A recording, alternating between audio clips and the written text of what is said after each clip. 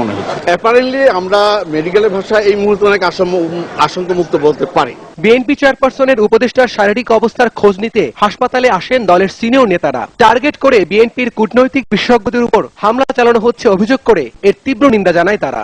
যারা ওতপ্রোতভাবে আমাদের চেয়ারপারসনকে সাহায্য করতো বৈদেশিক কূটনীতিকে যেটার জন্য, তাদেরকে পঙ্গু করে দেওয়া যদি এটা একটা টার্গেটেড হয় তাহলে এটা আরো খুব ডেঞ্জারাস হবে বলে আমি মনে করি। রিয়াজ রহমানের হামলার ঘটনাস্থলে আলামত সংগ্রহ করেছে সিআইডির ফরেনসিক ইউনিট।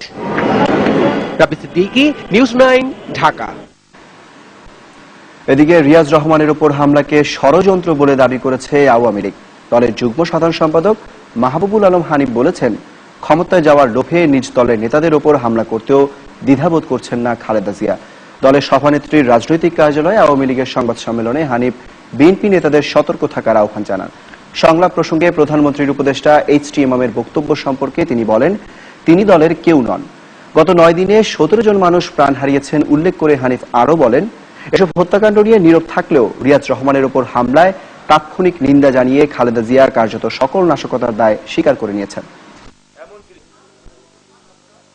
আওয়ামী লীগের নেতা কর্মীদের বাসায় বোমাবাজি করে কোনো সফল হচ্ছে না, এখন নিজের দলের লোকরা হত্যা করার চেষ্টা করতেছে। এবং বেগম খালেদা এটা পারে, আমরা আগেই বলেছি, বেগম খালেদা যে কালনাগিনীর মতো ক্ষমতায় যাওয়ার জন্য উনি যে কোনো ধরনের হিংস্র হতে পারে এবং যে কোনো ধরনের পদক্ষেপ নিতে পারে, সেটা অতীতেও দেখা গেছে। এবং আমরা এই ব্যাপারেই বিএনপি নেতাদেরকে সতর্ক করে দিতে চাই যে তার দলের নেত্রীর হাত থেকে রক্ষা পাওয়ার জন্য নিজেরা সতর্ক থাকুন। রিয়াজ রহমানের উপর হামলাকারীদের বিরুদ্ধে দ্রুত আইনগত ব্যবস্থা নেওয়ার কথা জানিয়েছেন স্বরাষ্ট্র প্রতিমন্ত্রী আসাদুজ্জামান খান কামাল। সকালে চট্টগ্রামে কোস্টগার্ডের অফিসার্স মেস উদ্বোধন ও জব্দ করা মাদক ধ্বংস করার অনুষ্ঠানে তিনি এসব কথা বলেন। পররাষ্ট্র প্রতিমন্ত্রী আমাদের বেগম খালেদা জিয়ার অ্যাডভাইজার, তিনি তার গাড়ি পোড়ানো হয়েছে এবং গুলিবিদ্ধ হয়েছে। তদন্ত না করে আমি কিছু বলতে পারি। একটা ঘটনার পরে ঘটে যাবে আর আমরা কিছু করবো না, এটা হতে পারে। যেমন বোমা মারছে বাড়িতে বাড়িতে, বাড়িঘর জ্বালাচ্ছে, বাসে অগ্নিসংযোগ করছে, টেম্পোতে অগ্নিসংযোগ করছে, এগুলো যেরকম মামলা হচ্ছে ওটার মামলা হবে। সাবেক পররাষ্ট্র প্রতিমন্ত্রী রিয়াজ রহমানের উপর হামলার ঘটনায় নিন্দা জানিয়েছে যুক্তরাষ্ট্র, যুক্তরাজ্য ও ইউরোপীয় ইউনিয়ন। হামলার ঘটনাকে কাপুরুষোচিত বলে মন্তব্য করা হয়েছে মার্কিন পররাষ্ট্র দপ্তরের বিবৃতিতে। ঘটনা তদন্ত করে জড়িতদের শাস্তির আওতায় আনার দাবিও জানানো হয় বিবৃতিতে। বাংলাদেশের সব রাজনৈতিক দলকে সংযত আচরণ প্রদর্শন ও সহিংসতা থেকে বিরত থাকতে আহ্বান জানিয়েছে যুক্তরাষ্ট্র। এদিকে আরেক বিবৃতিতে হামলা ও বাংলাদেশের চলমান সহিংসতার ঘটনায় উদ্বেগ প্রকাশ করেছেন British high commissioner Robert Gibson. এসব ঘটনার সুষ্ঠু তদন্ত ও দোষীদের শাস্তি দাবি করেছেন তিনি। রিয়াজ রহমানের উপর হামলা ও দেশজুড়ে সহিংসতার ঘটনায় উদ্বেগ জানিয়েছে ইউরোপীয় ইউনিয়নও।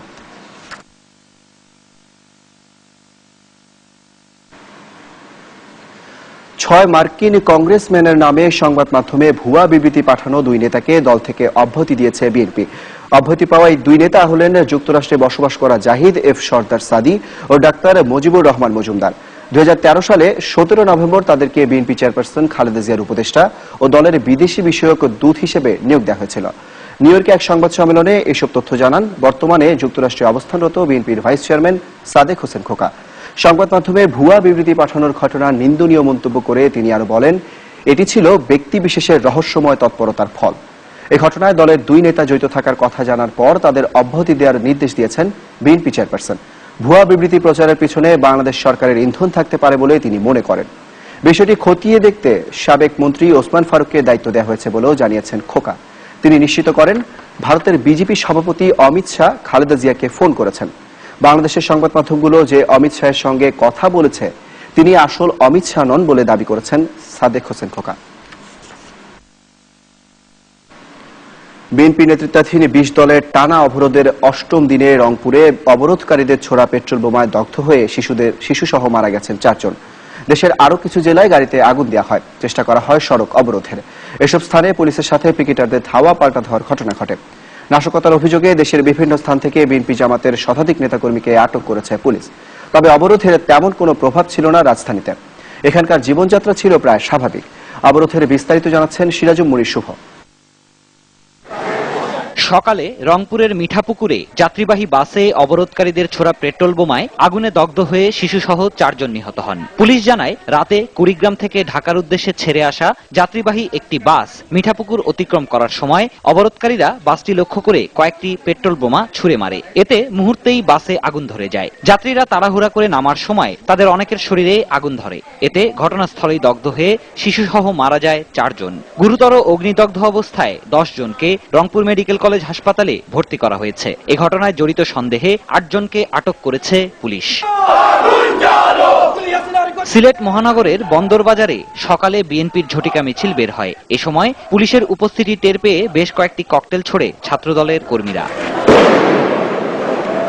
হরতালের সমর্থনে যশোরের HMM রোড এলাকায় জেলা যুবদল ও ছাত্রদল বিক্ষোভ মিছিল বের করে। প্রায় একই সময়ে শহরের RN রোড এলাকায় ইসলামী ছাত্র শিবির পৃথক আরেকটি মিছিল বের করে। হরতালের সমর্থনে ঝটিকা মিছিল বের হয় পাবনা, জামালপুর ও নোয়াখালীতে। এ সময় সড়কে পেট্রোল ঢেলে আগুন জ্বালিয়ে বিক্ষোভ করে অবরোধকারীরা। মিছিল থেকে বেশ কয়েকটি ককটেল ফাটানো হয়। এদিকে নাশকতার অভিযোগে অভিযান চালিয়ে চট্টগ্রাম, রাজশাহী, খুলনা, বরিশাল, রংপুর, নোয়াখালী, মেহেরপুর, ব্রাহ্মণবাড়িয়া সহ দেশের বিভিন্ন স্থান থেকে বিএনপি ও জামাত শিবিরের শতাধিক নেতাকর্মীকে আটক করেছে পুলিশ। সিরাজুম মনির শুভ, নিউজ 9, ঢাকা। সংলাপের মাধ্যমে দেশের চলমান রাজনৈতিক সংকটের সমাধান ও সমঝোতা চান বিএনপি চেয়ারপারসন খালেদা জিয়া। তার সাথে দেখা করে একথা জানিয়েছেন বিএনপি নেতারা। তারা বলেছেন, সরকারের মদতপুষ্টরাই রিয়াজ রহমানের ওপর হামলা চালিয়েছে। রিয়াজ রহমানের ওপর হামলার প্রতিবাদে বৃহস্পতিবার সকাল সন্ধ্যা হরতালের ডাক দিয়েছে বিএনপি। এদিকে 12 দিন ধরে বিএনপি চেয়ারপারসন খালেদা জিয়া অবস্থান করছেন তার গুলশান কার্যালয়ে। আর কার্যালয় ঘিরে বরাবরের মতো রয়েছে পুলিশের সতর্ক অবস্থান। গুলশান কার্যালয়ে 12তম দিনের মতো অবস্থান করছেন বিএনপি চেয়ারপারসন খালেদা জিয়া। কার্যালয়ের প্রধান গেটের তালা খুলে দিলেও পুলিশের সতর্ক নজরদারি রয়েছেই। পুলিশের গাড়ি দিয়ে রাস্তার প্রতিবন্ধকতাও তৈরি করে রাখা হয়েছে। তার উপদেষ্টা রিয়াজ রহমানের উপর হামলার জন্য সরকারের সর্বোচ্চ পর্যায় থেকে দেয়া উস্কানিকেই সরাসরি দায়ী করছে বিএনপি চেয়ারপারসন। দলের অন্য নেতারাও বলছেন, সরকারের মদতপুষ্টরাই এ হামলা চালিয়েছে। রিয়াজ রহমানকে গুলি করা, সুপ্রিম কোর্টের বোমা রাখা, অস্ত্র রাখা একই সূত্রে গ্রথিত রয়েছে। আমরা তার অবসান চাই। আমরা সত্যিকার অর্থে দেশকে বাঁচাতে চাই। নির্দলীয় নির্বাচনের জন্য সংলাপের মাধ্যমেই দেশে চলমান রাজনৈতিক সংকটের সমাধান ও সমঝোতা চান বিএনপি চেয়ারপারসন খালেদা জিয়া। দাবি না মানা পর্যন্ত অবরোধ চালিয়ে যাওয়ার আহ্বান জানিয়েছেন তিনি। বিকেলে জাতীয়তাবাদী মহিলা দলের 6 সদস্যের একটি প্রতিনিধি দল তার সঙ্গে সাক্ষাৎ শেষে সাংবাদিকদের কাছে একথা জানান। যতদিন পর্যন্ত এই সরকার আপোষে কিংবা সংলাপের মাধ্যমে আমাদের দাবি না মেনে নেবে, ততদিন পর্যন্ত উনি নেতাকর্মী এবং দেশবাসীর প্রতি উনি আবেদন জানিয়েছেন আমরা যেন আমাদের এই অবরোধ এবং আগামীকাল যে হরতাল ডাকা হয়েছে সারা দেশে, সে হরতালকে সফল করার জন্য। খালেদা জিয়ার চলমান মামলাগুলো নিয়ে তার সাথে দেখা করতে আসেন আইনজীবীদের একটি প্রতিনিধি দলও। আইনগত বিভিন্ন বিষয় নিয়ে, চলমান বিভিন্ন বিষয় নিয়ে আমাদের সাথে শুধুমাত্র আইন সংক্রান্ত বিষয় নিয়ে রিয়াজ রহমানের উপর হামলার প্রতিবাদে বৃহস্পতিবার সারা দেশে সকাল সন্ধ্যা হরতাল ডেকেছে বিএনপি নেতৃত্বাধীন 20 দলীয় জোট। তানিম আহমেদ, নিউজ 9, ঢাকা।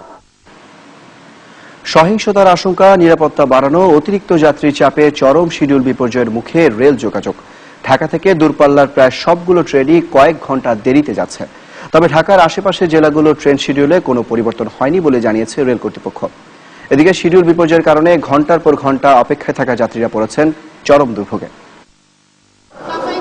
টানা অবরোধে দূরপাল্লার বাস চলাচল স্বাভাবিক না হওয়ায় যাত্রীদের ভরসা ছিল ট্রেন, কিন্তু সেখানেও দুদিন ধরে দুর্ভোগের শেষ নেই। কোনো ট্রেনই সময় মতো আসতে পারছে না। রেল স্টেশনে তাই হাজার হাজার যাত্রীর অপেক্ষা। একতায় যাইতে চাইছিলাম ভাই, একতা গাড়ি অগ্রিম টিকিট কাটছি, বলছে কালকে আজকে আর কি বেলা 10টায় যাবে। এখন স্টেশনে আসা আর দেখলাম গাড়ি রাত্র 8:30 যাবে। রাজশাহী রেলওয়ে স্টেশনে 11:20 ট্রেন ছেড়েছে রাত্রি 2টায় এবং ট্রেন 1 ঘন্টা 15 মিনিট লেট করেছে। এতে আমি সিলেটগামী 2টা ট্রেন মিস করেছি। পরিবার পরিজন নিয়ে দীর্ঘ সময় অপেক্ষায় আছেন যাত্রীরা। ঘন্টার পর ঘন্টা অপেক্ষা করেও নিশ্চিত হতে পারছেন না কখন ট্রেন আসবে। পরিস্থিতি সামাল দিতে কর্তৃপক্ষকে যথাযথ ব্যবস্থা নেওয়ার দাবি জানিয়েছেন যাত্রীরা। এখন যদি ভালো, দেশের তো আবহাওয়া খারাপ, গন্ডগোল তো দেখছি, টিভি তো দেখলাম খুব মারামারি কাটাকাটি হচ্ছে। এখন আমরা ইস্তেমা করলাম, করে এখন বাইরে তো যাওয়া লাগবে। মেনে নিতে হবে, আবার মেনে নিতে নেই। কষ্ট মানুষের জন্যই কষ্ট, কার জন্য কে কি জানি না। সাম্প্রতিক সময়ে বিভিন্ন রেল লাইনে সহিংসতার ঘটনায় নিরাপত্তাকে বেশি গুরুত্ব দিচ্ছে রেল কর্তৃপক্ষ। মূলত এ কারণেই শিডিউল বিপর্যয় বলেছেন কর্তৃপক্ষ। গাড়ি তার নর্মাল গতিতে চললে একরকম যাবে, আর স্পিডে চললে আরেকরকম যাবে। এই জন্য কিন্তু গাড়ি বন্ধ নেই, গাড়ি কিন্তু চলছে। এদিকে দূরপাল্লার বাস চলাচল স্বাভাবিক না থাকলেও রাজধানীর ভেতরে যান চলাচল মোটামুটি স্বাভাবিক। তবে অন্যান্য দিনের চেয়ে যানবাহন চলেছে কিছুটা কম। রুহুল আমিন, নিউজ 9, ঢাকা। বিএনপির নেতৃত্বাধীন 20 দলীয় জোটের লাগাতার অবরোধে চরম ক্ষতির মুখে পড়েছে দেশের পরিবহন খাত। উভয় সংকট এখন বাস ও ট্রাক মালিকদের। টার্মিনালে বসে থাকলে লোকসান, আর রাস্তায় নামলে ভাঙচুর, অগ্নিসংযোগের ঘটনা। রাজধানীর অন্যতম ব্যস্ত বাস টার্মিনাল সায়দাবাদ। অবরোধের পর থেকে যাত্রীর সংখ্যা যেমন কমে গেছে সেখানে, তেমনি অবরোধের তাণ্ডবের আশঙ্কায় রাস্তায় গাড়ি নামাতে ভয় পাচ্ছেন মালিকরা। টার্মিনাল থেকে গাড়ি না ছাড়াই লোকসান গুনতে হচ্ছে তাদের। তবে কিছু কিছু গাড়ি ছাড়লেও সেক্ষেত্রে যাত্রীর সংখ্যা হাতে গোনা। বাচ্চা কাচ্চা তো না খাই রয়েছে, তো আমরা তো অভাবী, কারণ আমরা গাড়ি চালাইলে খাওয়ান, না চালাইলে কইতে খাওয়ান। গাড়ি আমাদের সচরাচর চলতেছে, কিন্তু যে যাত্রী নাই, এই সব হরতাল অবরোধ, এই ভয়তে কেউ বাসা থেকে বেরোতে পারতেছে না। সায়দাবাদ টার্মিনাল থেকে সিলেট, খুলনা, চট্টগ্রাম, নোয়াখালী, কুমিল্লা সহ অন্যান্য জেলাগুলোতে বাস ছেড়ে যায়। তবে অবরোধের পর থেকে সব রুটেই বাস চলাচল কমে গেছে। এই অবস্থায় রাজনৈতিক স্থিতিশীলতার দাবি জানিয়েছে বাস মালিক সমিতি। সুষ্ঠু সমাধান, এই যে ভাঙ্গাচুরি, এটা বন্ধ করা আমাদের এখন তো দরকার। সব মালিক শ্রমিক মিলে তো আমরা নামছি, তারপরেও মনে করেন যে এটা সরকারের তরফ থেকেও কিছু করা, আর বিরোধী দলেরও এগুলি করা উচিত না। একই চিত্র ট্রাক কাভার্ড ভ্যান টার্মিনালগুলোতে। তেজগাঁও ট্রাক টার্মিনালে প্রতিদিন কয়েক হাজার ট্রাক কাভার্ড ভ্যান সারা দেশ থেকে আসা যাওয়া করে। অবরোধের কারণে এখন চলছে মাত্র 10%, তাও পুলিশি পাহারায়। আর ট্রাক মালিকদের দৈনিক লোকসানের পরিমাণ 200 কোটি টাকা। এই অবস্থা থেকে মুক্তি চেয়েছে ট্রাক মালিক সমিতি। আমাদের সারা বাংলাদেশ ব্যাপী প্রতিদিন 200 কোটি টাকার মতন ক্ষয়ক্ষতি হতেছে। আমরা এক্সপোর্ট ইম্পোর্টটা বাংলাদেশের পূর্ণ পরিবহনটা বাংলাদেশ, ঢাকা, বাংলাদেশের মিনিরা চালু করতে পারছি, তা পুলিশ বাড়ে। দেশের রাজনৈতিক স্থিতিশীলতা ফিরিয়ে আনতে রাজনৈতিক দলগুলোকে একসাথে বসার আহ্বান জানিয়েছে বাস ও ট্রাক মালিকরা। আনিসুর সুমন, নিউজ 9, ঢাকা। বিচার বিভাগের স্বাধীনতা রক্ষা, সংবিধান সমুন্নত রাখা এবং বিচার ব্যবস্থা উন্নয়নে নবনিযুক্ত প্রধান বিচারপতি এসকে সিনহার কাছে সুপারিশমালা দেওয়া হবে বলে জানিয়েছেন সুপ্রিম কোর্টের সিনিয়র আইনজীবী ডক্টর কামাল হোসেন। বিকেলে সিনিয়র আইনজীবীদের সঙ্গে বৈঠক শেষে এই কথা জানান তিনি। এদিকে বিদায়ী প্রধান বিচারপতি মোজাম্মেল হোসেনকে সুপ্রিম কোর্ট আইনজীবী সমিতি কোনো সংবর্ধনা দেবে না বলে জানিয়েছেন সংগঠনের সভাপতি খন্দকার মাহবুব হোসেন।